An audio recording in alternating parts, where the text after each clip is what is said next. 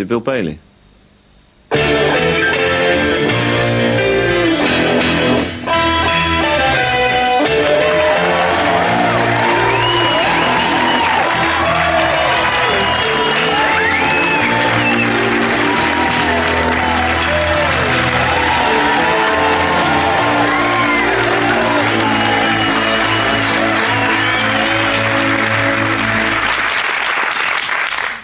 Hello there, Bill Bailey. All right? Yeah, you all right? Check your tickets, Bill Bailey. All in the right place?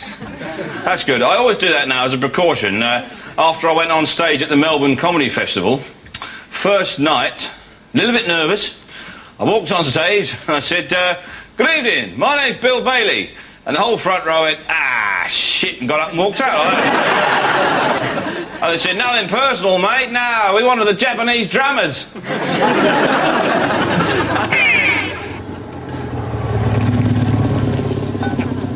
There. What sort of shit bloody car they go there? Bobby idiots who drive anything. There. They got any music there, though? What's this? The best of Enya. There, you don't need that. You'll just stick your head out the window, let the wind whistle through your ears for a couple of hours. Celine Dion, she's a skinny bastard. No, be right. What's it? Now, Gary Barlow, now you'll be all right with him now. Of course, you got your red meat, you got your white meat, getting your crock pot happening. He'd keep you going for weeks. Can't you make this bloody thing go any faster? Put your foot down, dog. Right, get out! You miserable Bobby! My bag! You got my bloody bag! Well, I don't need it anyway. I can get everything I want with these. Get myself a few worms, dry them out, make a seagull trap. So anyway, I am a bit of a nutter magnet as well. And like that, I mean, I can't help it. It's my own fault. It's the kind of gigs that I play. You find them at festivals, particularly the Glastonbury Festival. Now, that is a mecca for those with, shall we say, no agenda.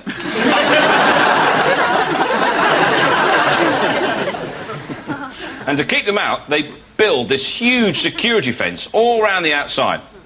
Now, people are very determined. And I remember one year, they actually tunnelled under the fence, and the tunnel came up in a one-man tent, you know? Which is a brilliant idea, but I felt a bit sorry for all the poor sods who were tripping off their heads, watching all these thousands of people coming out this one tent.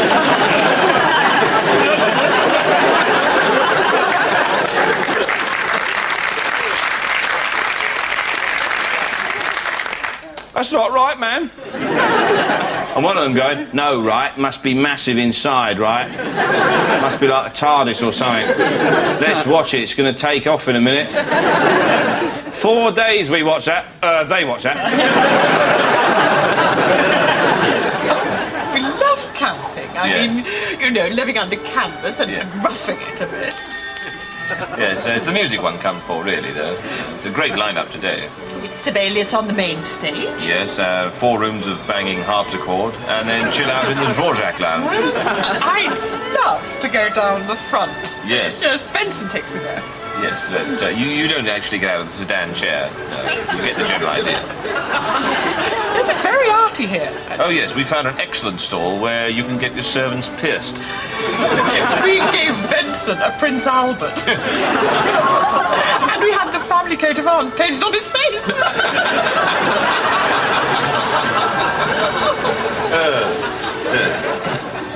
Oh dear.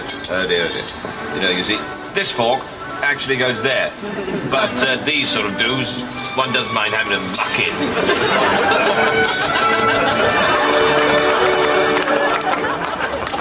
Well, I love the festivals, really, I must admit. Yeah, I love the stalls, you know. I love these stuff that you normally wouldn't give a second look to, you know. Oh, a gargoyle in a pot. Hey, that'll look great, yeah. A hammock. Oh, I need another hammock. Oh, so 12 hammocks, is it, sir? Oh, yeah, well, I need every sign of the zodiac on it. Brilliant, yeah. Oh, like an elf castle's doorstep. Yeah, I need that. Oh, a giant old English shower tidy meditation jug candle pouch.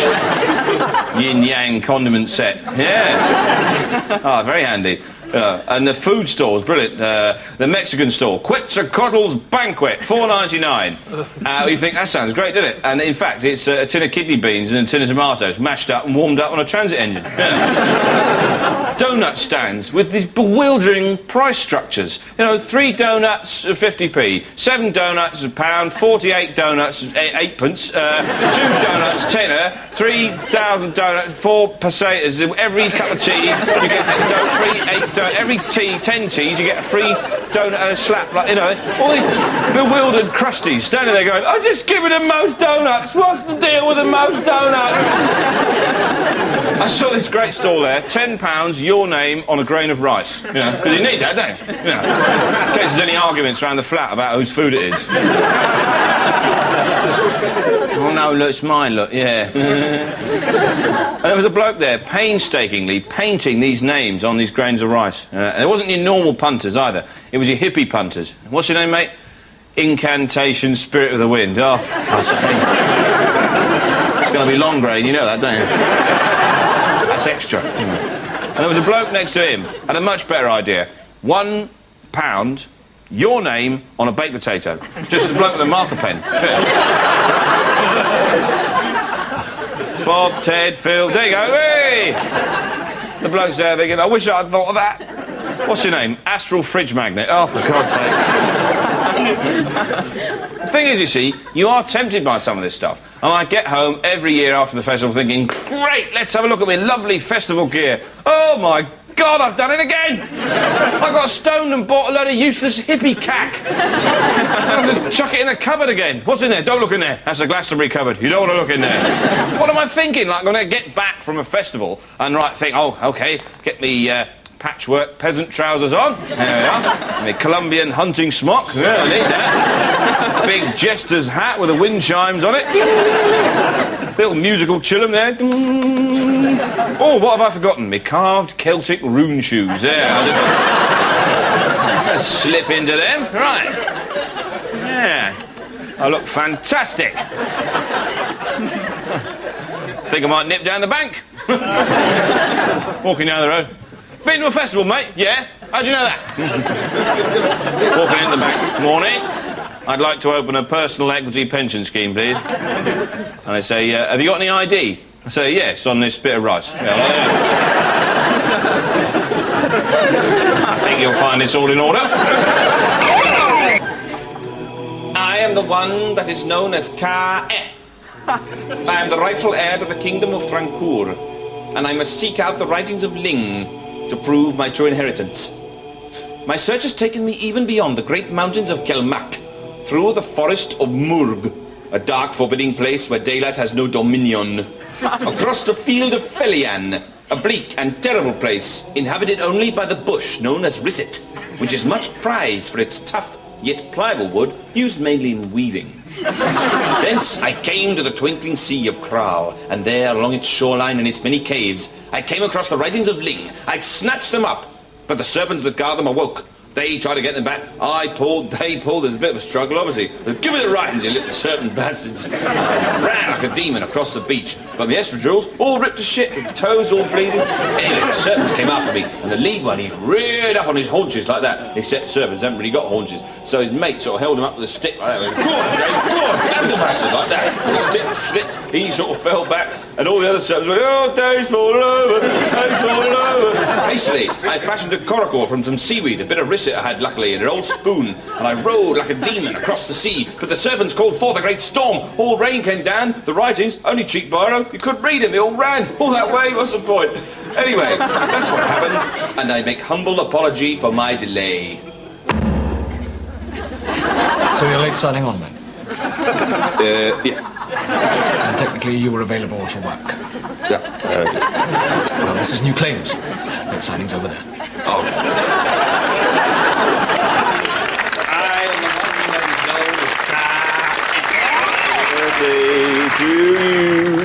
Happy birthday to you. Happy birthday. How's it going? What? How's it going? Ready? What? Ready?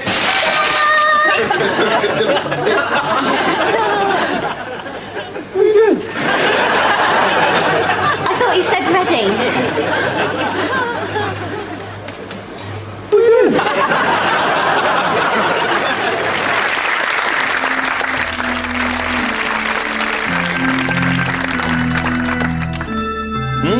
bit of mystery.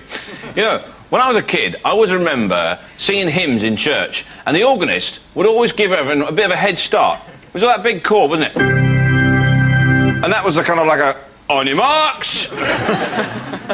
And then there was that terrible moment of grappling for that elusive first note. It always sounded like the middle of a motorbike race, didn't it? It was all like...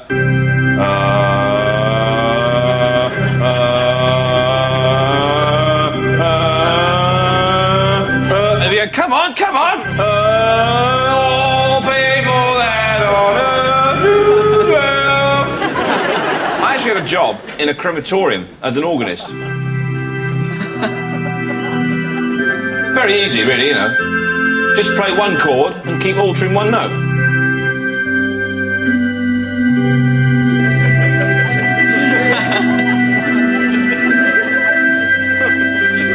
That was the easy bit. The hardest bit was trying to look sympathetic to all the relatives shuffling past.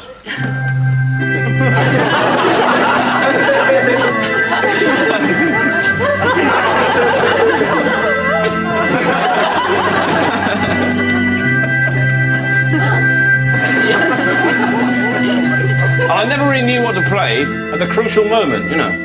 And now we commit Edith's body to the flames.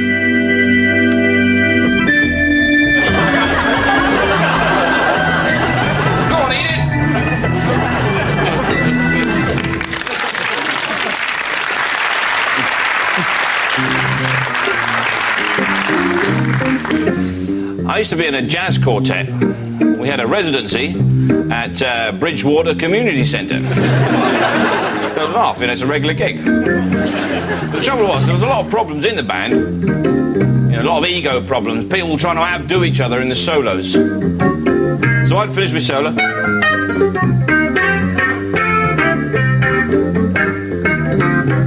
And then we had Andy, the vibes player.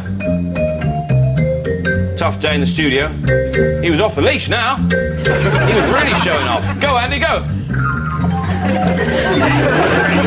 You're like, whoa, are you on the pull or something?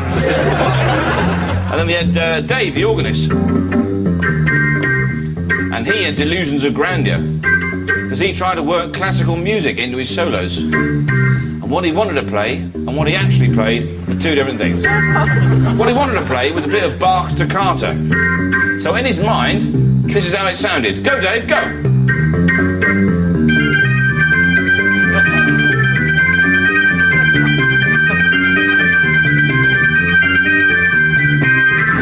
Whoa, Dave. You're on fire tonight. But how it actually came out was more like this.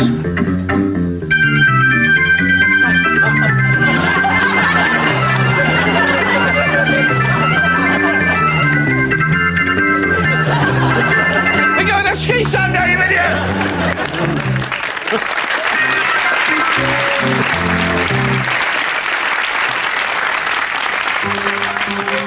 The Van. We go behind the scenes of a busy fast food outlet. We show you 3 weeks in the lives of Terry and Gordon as they meet the challenges of this demanding profession. There we are, one beef burger. Thank you very much. Enjoy the rest of the afternoon. Go on again.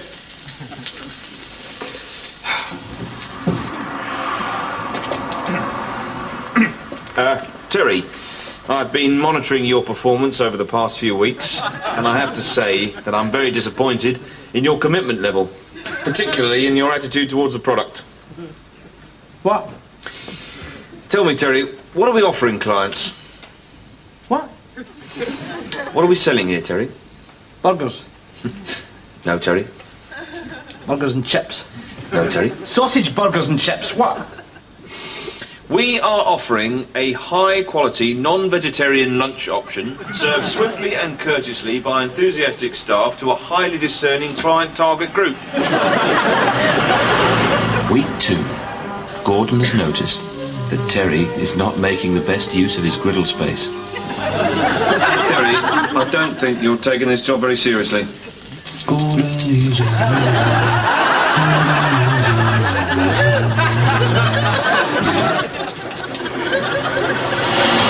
Week 3.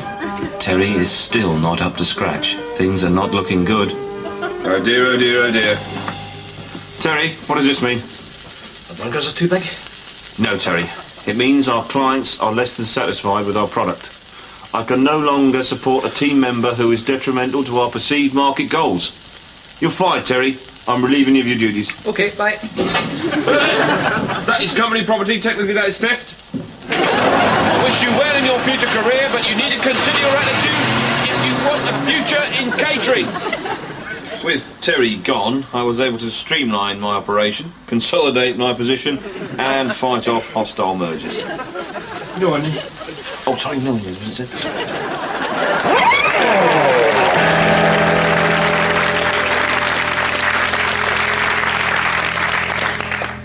Here's a little tip for you.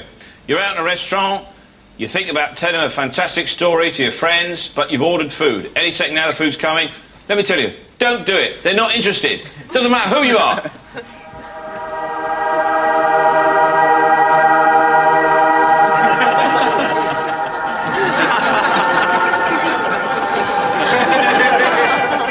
I have brought you all here tonight for a reason. It weighs heavy upon my heart. But I have to tell you that... Bethlehem Grill. That's me. I've taught you many things, but tonight I wish to tell you that... Jerusalem artichoke.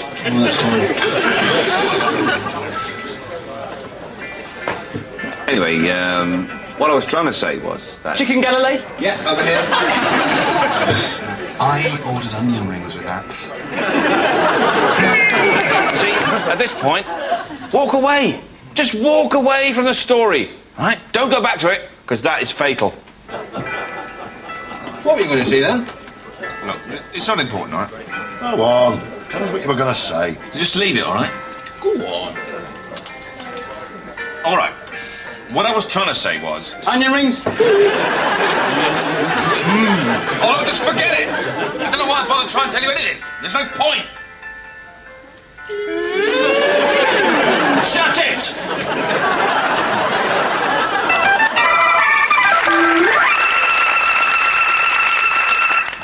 People say to me, Bill! And I say, yeah? And they say, look out! I go, no! But also they say to me, Bill, how can you condone the use of hallucinogenics? And I say, well, we only use 10% of our brain capacity. Why not expand that 10% to its fullest potential? Great writers and artists over the years have used psychoactive substances to try and achieve a higher level of consciousness. For example, Aldous Huxley took the drug mescaline and then chronicled his experience in the book The Doors of Perception. Now, I don't actually think that's the first thing he wrote. He probably wrote, my brain is melting 10,000 times. But it was the book that the critics latched onto, you know. Anyway, imagine though, we only use 10% of our brain capacity. I mean, that is probably a bit generous. You know, there's probably some great genius like Stephen Hawking on 70, 80%. It's all the rest of us dragging the average down. You know. What's an average day? Bumble around, come home, do the lottery, prepare a rudimentary snack, watch Gladiators. What's that? 1.5%, 2% tops, isn't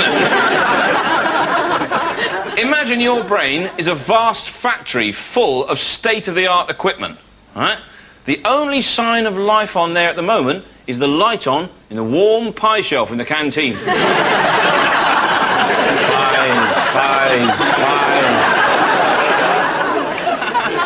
No?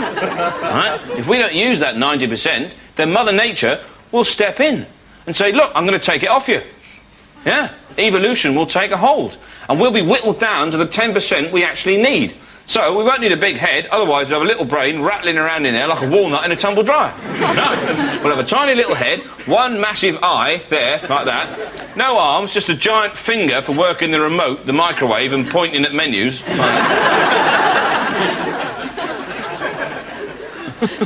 Giant tongue like a naan bread, like that.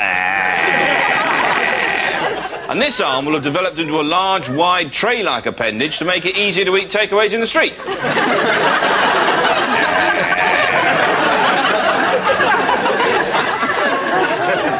It's a nightmare vision, all right? Don't get scared. People say to me, Bill, what's your view on drugs? I say, it's like an angel's wing. Here he comes. Here he comes. Got ya.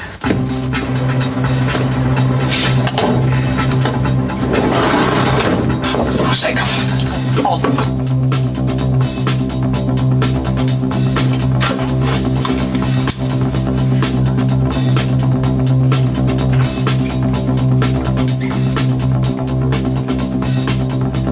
He's in the room.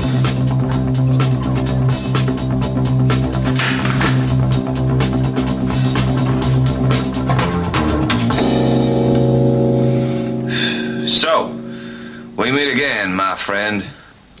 Last time in Hamburg, I believe. Things went smoothly. We're professionals. Drink? Yeah. Snowball. I ain't familiar with that particular one. In my country, it is an egg drink made with the lemonade. The cherry, you must earn it. It is a reward for business to come. 2 snowballs. No cherries. Yeah, business. I like you. I want to do business with you. But Chicago won't send a shipment of this size unless they know the names of the backers. Names? Ha! What is a name? Does it have a shape? Can you eat it? No. To me, a name is like a string on a balloon. It is attached to the balloon, but it is not the balloon itself. Maybe they're using some kind of code. In my country, we have a word. Geschlieben. It means to, how you say, embarrass a farmer. Walking around with their little... Buckets. Yeah. It comes from Guss, which is crops, and Schlieben, which is laugh. So, I laugh at your crops. Everything they touch turns to mud. You put 10 farmers in the desert, within half an hour you got filthy, stinking mud. You see a farmer. We don't call them farmers, buddy. We call them mudmen. God, I hate them stinking, filthy mud monkeys.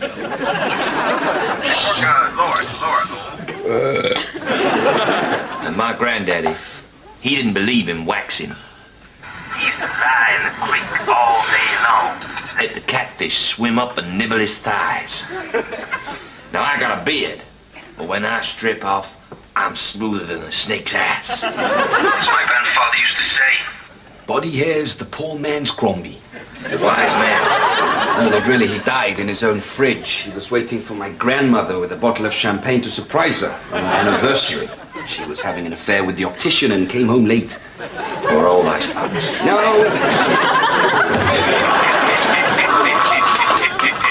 It is a lot like flying, except there's a little bit of pressure on the diaphragm. Okay, buddy, my turn. You ever seen a whistling peacock close up? I've never seen one of those. When I was a younger man, I lived for dance. Schnell mit der Rocker, schnell mit der Boogie, schnell mit der Roller, all night long! In my country, we are loving the rock music. Yeah. Rockin', rockin', rockin', rockin', rockin', rockin', rockin', rockin', rockin', rockin', rockin', rockin', rockin', rockin', with good friends!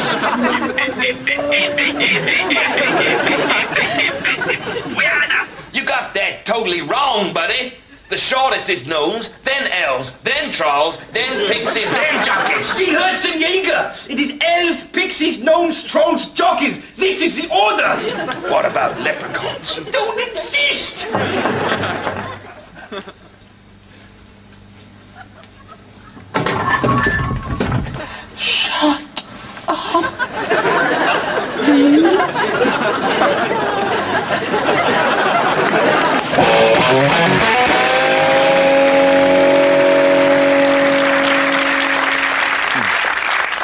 Yeah, I'd like to pay tribute now to the great 70s bands of the 70s.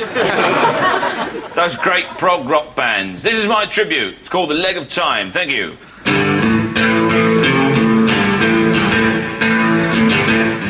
The jester hops on the leg of time. The scourge of the wizard nation. Madrigal chanting is no crime. When you're suckled by a blind Alsatian who stole the leg of time, seeing into the eyes of Murga's kestrel. Where's the tiny mouse? There it is! Ride a white pig to the edge of Lapland. Why did I do that? Why did I do that? I do not know. Who stole the leg train? When time had one leg, it couldn't march. It stopped. It hopped. Who stole the leg train? Was it the wizards? No. Was it the goblins? No. Was it the elves? No. Was it the dwarves? No. Was it the kestrels? No. Was it the satires? No. Was it the brain police? No. Was it the orcs? No. Was it the man with the key to the door of reality underneath the mat of insignificance?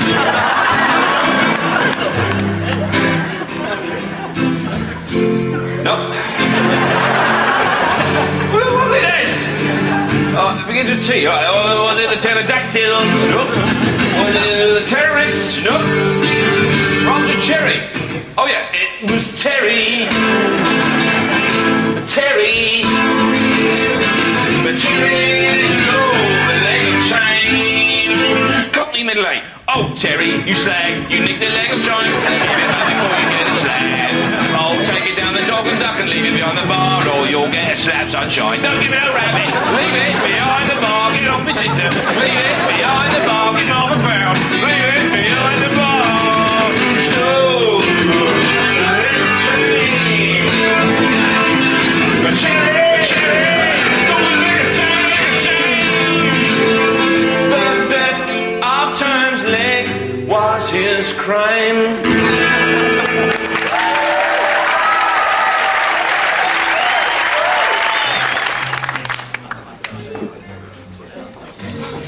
Okay, let's go through this. We got here a couple of Lazarus fairs, 4 Bethlehem grills, chicken Galilee, Pontius pancakes, a couple of Dead Sea rolls. What's this? Hot cross buns. What's that all about? Judas, have you put in? I only had a stone. Look, all right, I'll get this. But this is the last time I'm taking you lot out of supper. What's that? Well, Taxi for Christ.